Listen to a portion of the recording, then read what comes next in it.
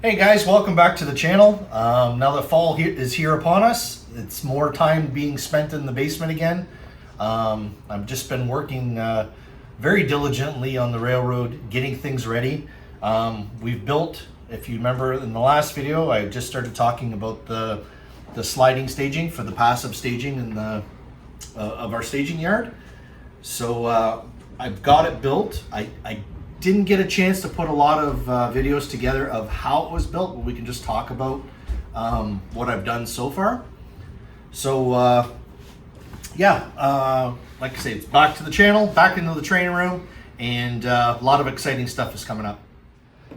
So when I built this slider for the passive staging, I didn't want to have a bunch of switches that when we're backing trains into selected track, you're going through a series of switches. There's always the potential for derailments, and no matter how much we do, our track work is perfect and our cars are engaged, and that there's always that chance to have that. So what I wanted to do is to remove that possibility of those derailments and to try to minimize everything that we can do.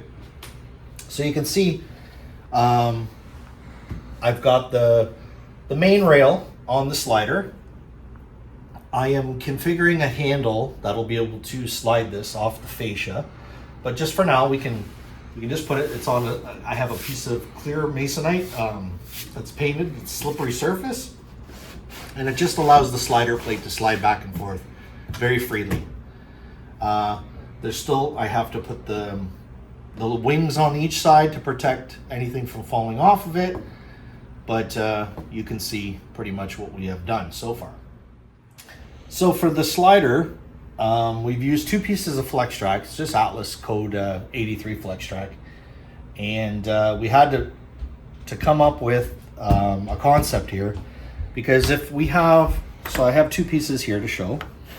If we have the rails slide on the Atlas flex track, only one side of the rail, because of the cuts down the backside, is allowed to wander in and out.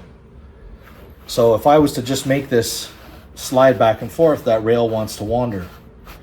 So how do you gap that? How would that gap, how can we bridge that gap to allow this to flex? So if you see here, we have a PC tie, and what we've done is we've filed this side of the rail at the end, just like we would have a point for a switch.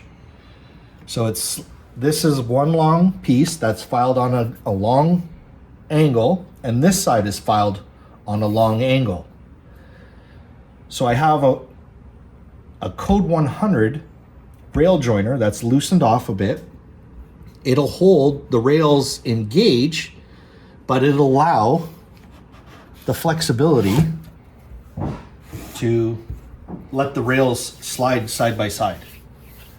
That much that we need so we can match the track.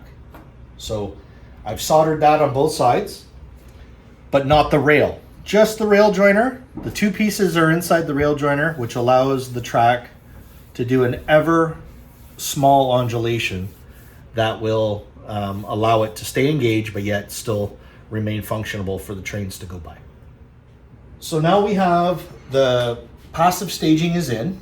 All tracks are now secure, and this is like pretty much the only hidden spot. So this will be black, representing nothing, and this represents all the other train movements that we have on the layout. So we have the active staging, and then we have the passive staging, and that's where I had to come up with the selector plate to accomplish that. Now on this side, I've used PC board that we've cut and we've secured and mounted it.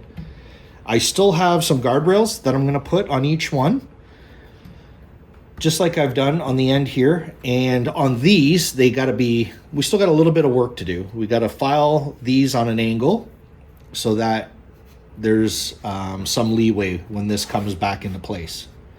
So when this comes back into place, it's going to be some just with the guardrails, it allows the rail to the wheels to to kind of pinch in and be able to cross that gap. Now I'm going to create a handle, a squeezable handle. So my theory is it's going to become like a pin, and on each one of these tracks there's going to be a block with a hole, and when you squeeze the handle you're going to pull the rod back, and when I let it go it's going to push the rod in and there'll be a hole. So I'm going to pull it, select the track that I want, and then I'll be able to let that go, and the end will be filed like a pencil. It'll find the hole that locks it, and it should be able to lock into each track. So I still got a little bit of work left to go here. We're getting ready for a model railroad open house, so there was just a little bit of a push just to get the layout visible for the open house. But yeah, got a lot of new stuff coming up. Wait till I show you guys behind me what's happening back here. But everything's good. We've got some trains running, and a lot of stuff is happening. So stick around, and we got some pretty cool content coming up.